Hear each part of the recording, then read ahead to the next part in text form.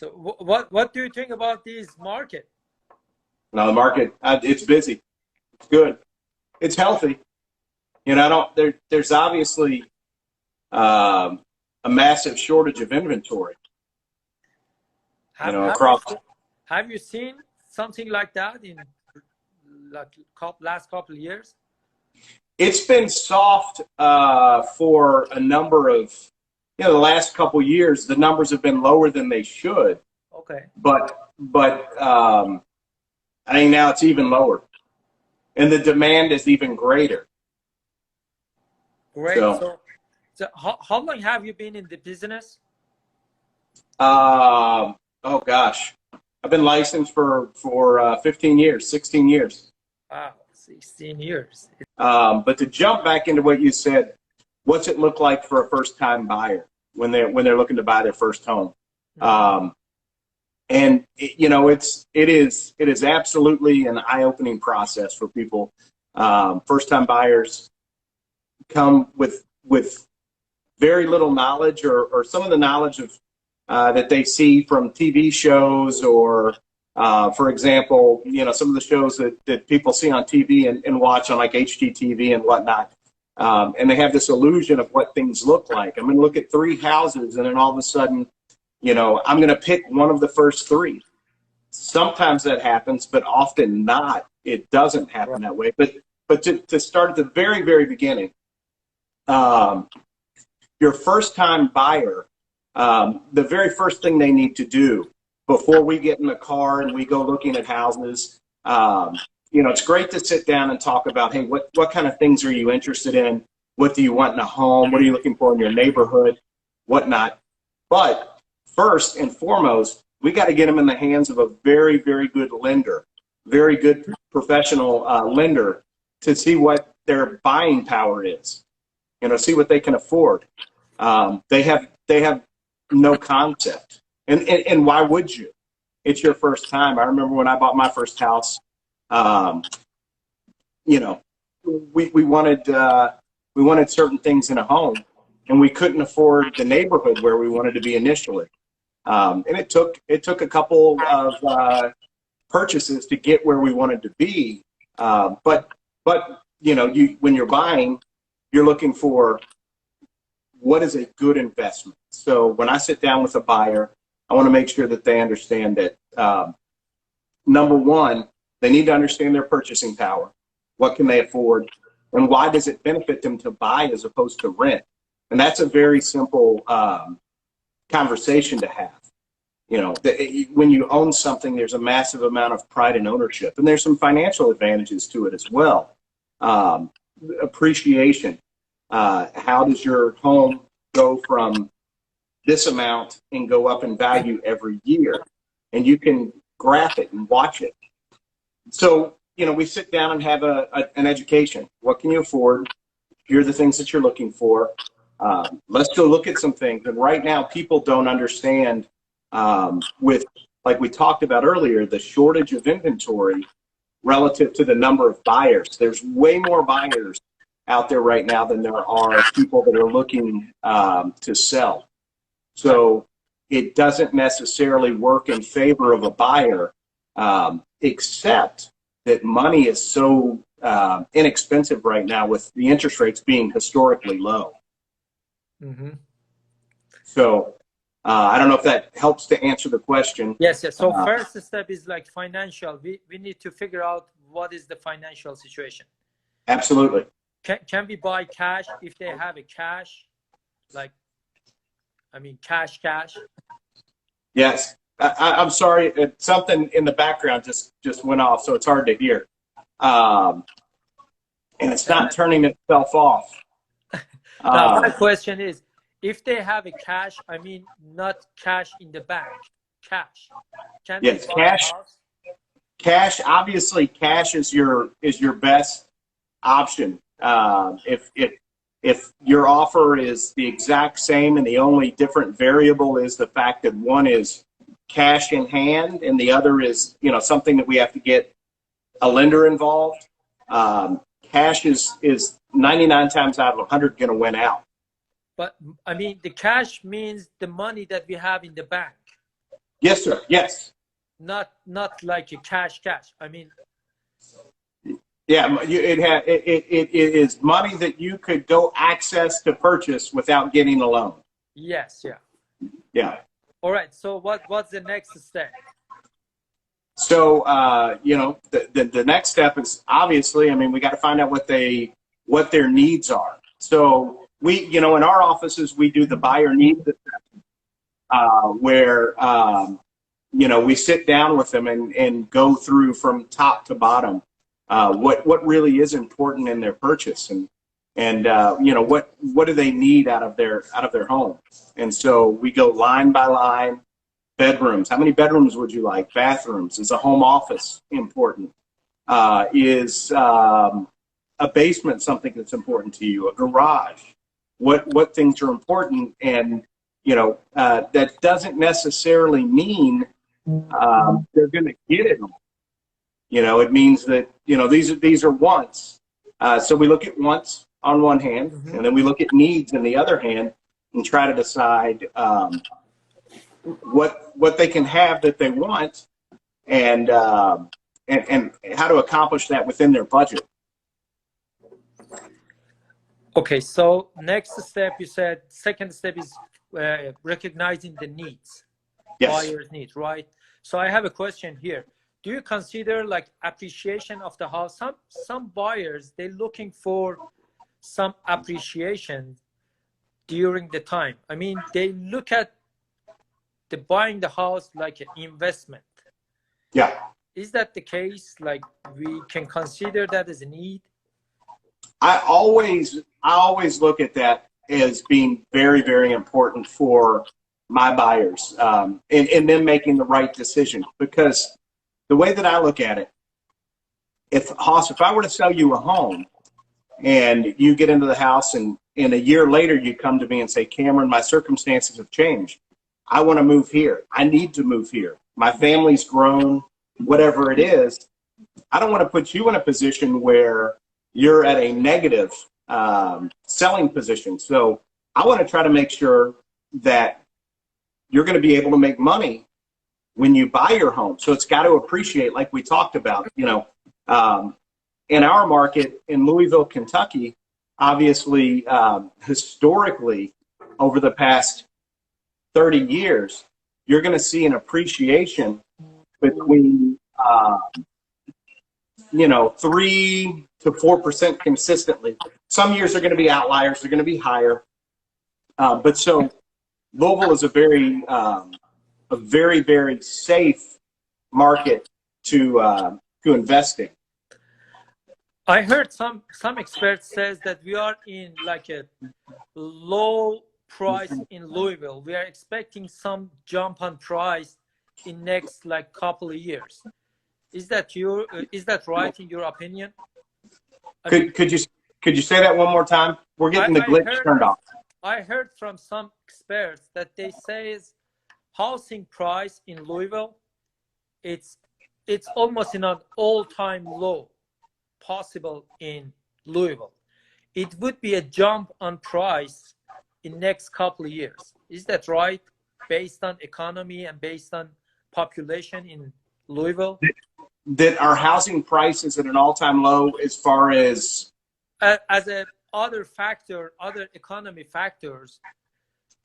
They said sure. Because the main reason is because the construction cost is too high.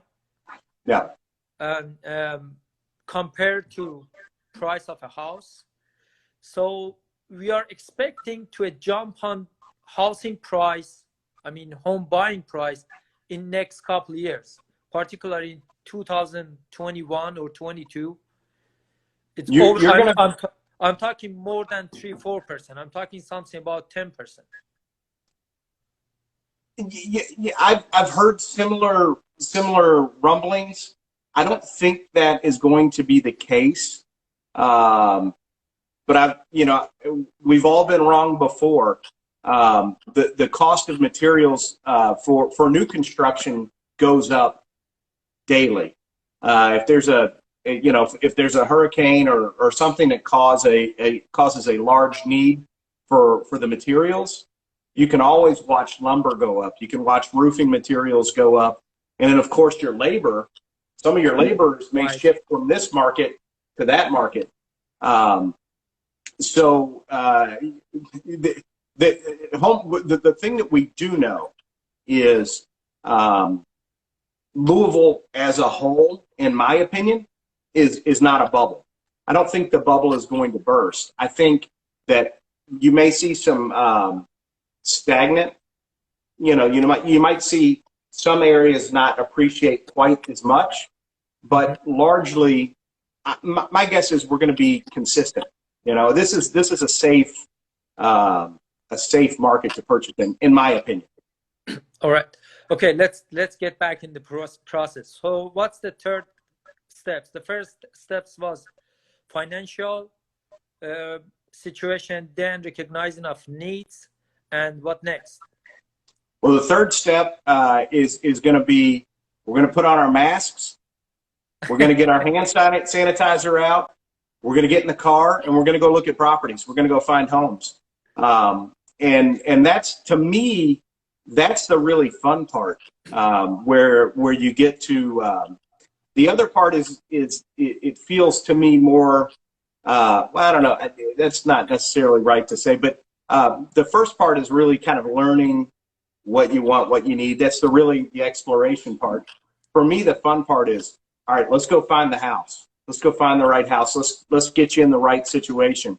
I mean, I remember how excited my wife and I were when we bought our very first house, and that whole process. You think, oh my God, we'll never be able to afford to live in this neighborhood. We'll never get the house that we really, really want. You walk in, and we walked into the house our first house at the time, and my wife looked at me and she said, I want this house. And I said, and there was a realtor there that was holding the open house. I said, she knows everything we need, or she knows everything about it now. So we've lost all our negotiation power, because we showed our cards. We let them know how much we wanted. Yeah. So, but it's such a fun process, and to really watch people's eyes light up when we're able to identify the right home. It's home is such an important thing to everybody. It's such a, there's no, I recently went on vacation. I was on vacation last week in North Carolina. We were on a beautiful beach with the family, had a wonderful time, ate great, drank well, had one of the best weeks of my life. But there was something so exciting about getting home, getting back to your house, getting to your own bed. Home is everything, in my opinion. Yeah, there is a idiom in Farsi, in my language. It says, no place is like home. Right. It's true. It's true. Home is where so many memories are made.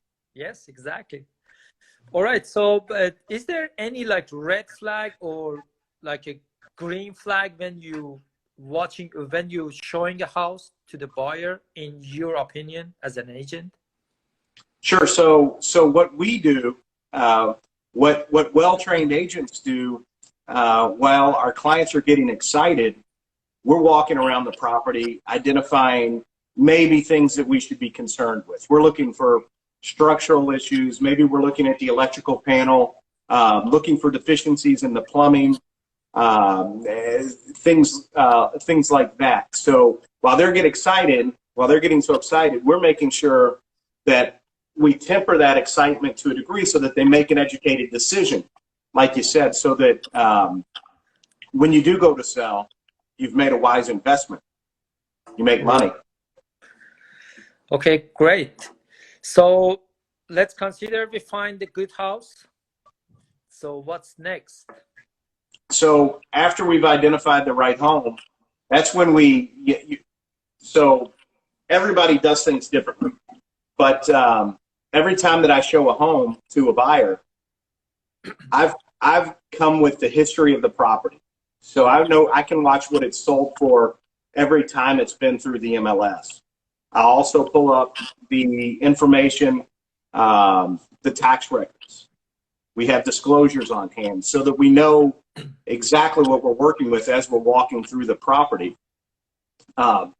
So after that, once we've identified the property and we know that the price is in line, but you don't really know if it's totally accurate until you do comps on that property. So you look at comparables, what's sold, what's listed currently in that market, and how it fits in, and how it fits into not only what my opinion of the value is, my buyer's opinion, because that's obviously that's the most important thing. But we want to make sure they make a good decision.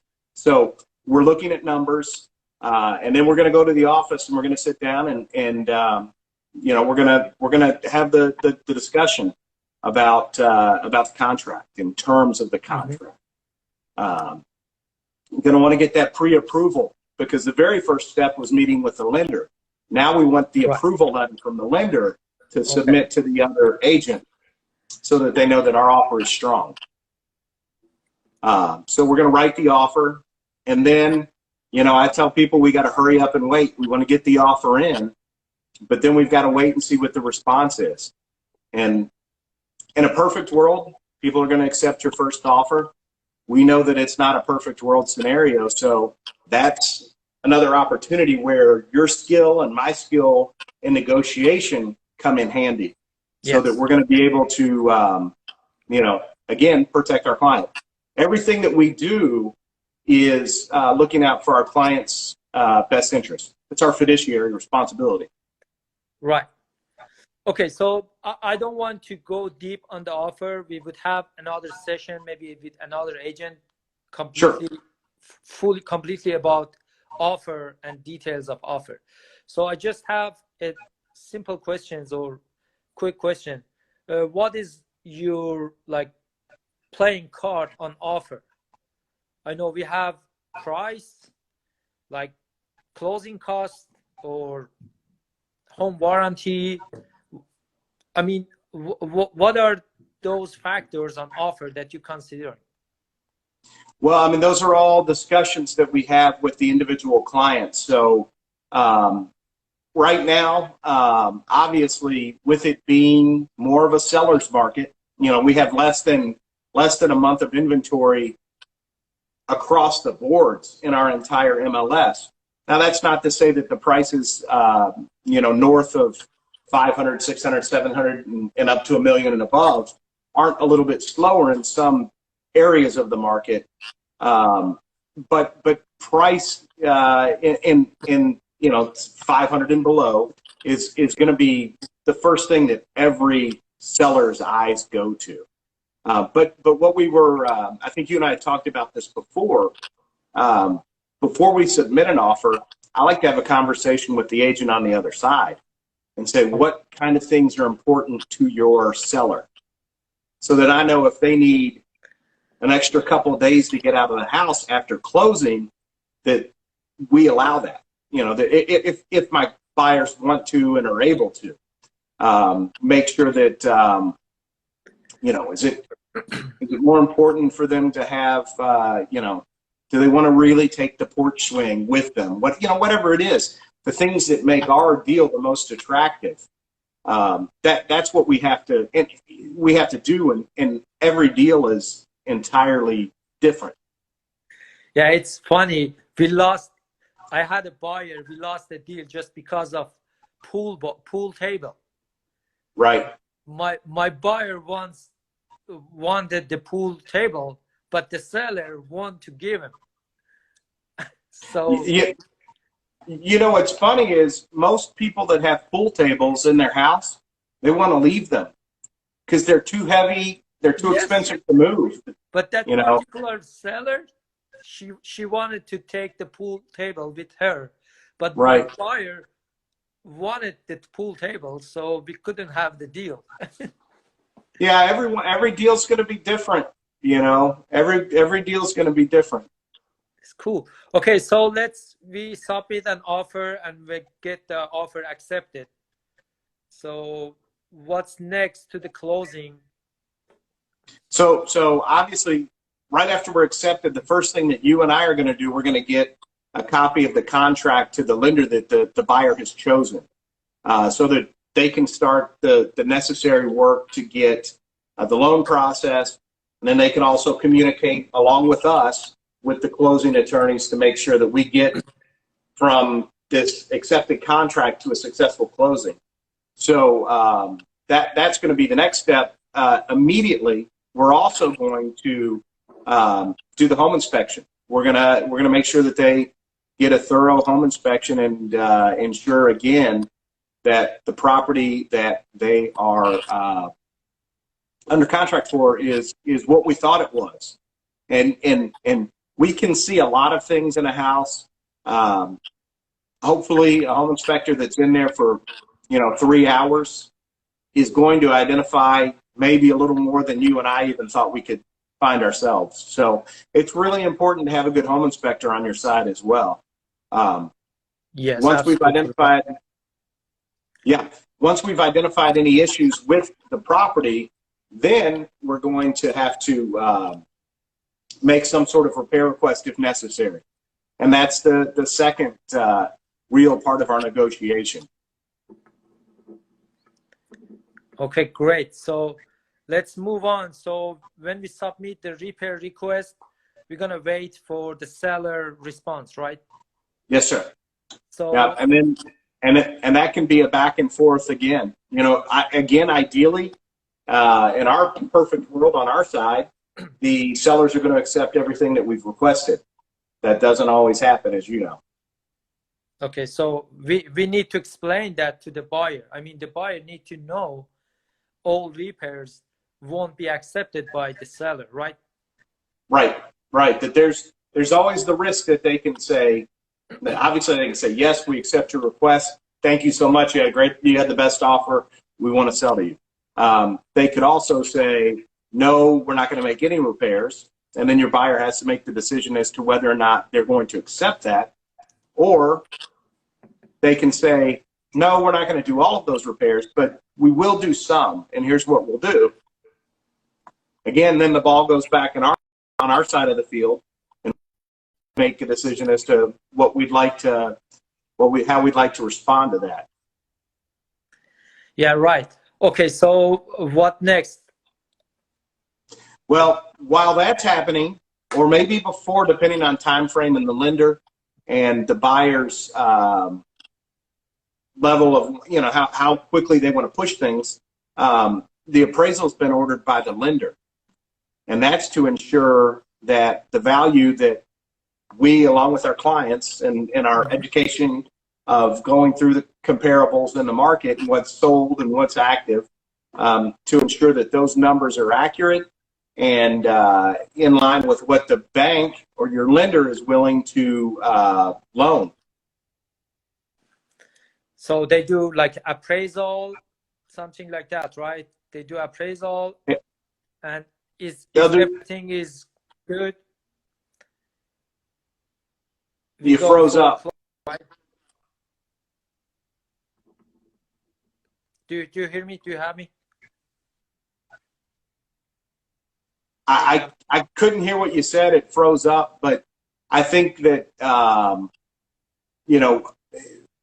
they go through the appraisal process. 99 times out of 100, the appraiser agrees with the value that we have on our contract. Maybe not quite that high, but probably. And then that gets submitted back to the loan, the company doing the loan, the bank, the mortgage company. And then that goes to the title company that makes sure that the title on the house, because homes have so many owners over the decades that they've been built, or that they've been, since they've been around, multiple owners. So you want to make sure that the chain of title is, that the title is clear. And then, of course, that's where you and I are having the conversation about title insurance that protects our buyers. All right. I think it's the last step, which we're going to closing table. Closing table is looking at the house. When we identify the right house, like I said, that's such a fun day. And everything in between is really, it's a lot of work. That's where we earn our money. Closing day is the big celebration. It's like a wedding. You know, you get to go and everybody's happy and excited. So that's, you know, that's such a great part to see the keys handed over from one party to the next. And you know, your homeowners, the new owners, first time buyers in this case, like we're talking about, are so excited, and you know, they're kind of beginning their the next chapter of their lives, and that's pretty exciting. Okay, great. I think we went through all steps. I just want to like summarize what we talked, just as a like one word on each steps, and then wrap it up. Sure. So the whole process starts from financial situation. We need to know what's the financial situation of the buyer. Then we're gonna recognize the needs of the buyer and go out, find the house. As soon as we find the house, we're gonna submit an offer. Then if the offer accepted, it's turned to the contract. And after that, everything is bonded to the contract. We're gonna send the contract to the lender, to the title company, I mean closing attorney. Then we're gonna hire a home inspector to inspect the house. And the second negotiation parts come on. After inspection, we're gonna ask repair request. The seller would accept that or not. After that, we're gonna go to closing process, which starts from loan application and title company's job to find out the title clearance. Then we go to the closing table. Yes, sir. That's all we talked today, right? You did it. Yeah. Okay, great. So on the last word, if you have anything to say, just go on. It took a little more than like 15, 20. It takes like 27 minutes, but it's sure. good. I learned a lot. Yeah. Yeah, go ahead if you have any word. No, it's just exciting, man. And we're so lucky to be able to help people with that part of their lives. And there's always a need for somebody to have somewhere to lay their head. You know, so a roof over your head is so important. It's so fundamental in life that is, for me, just it's an absolute honor to be able to be a part of that process.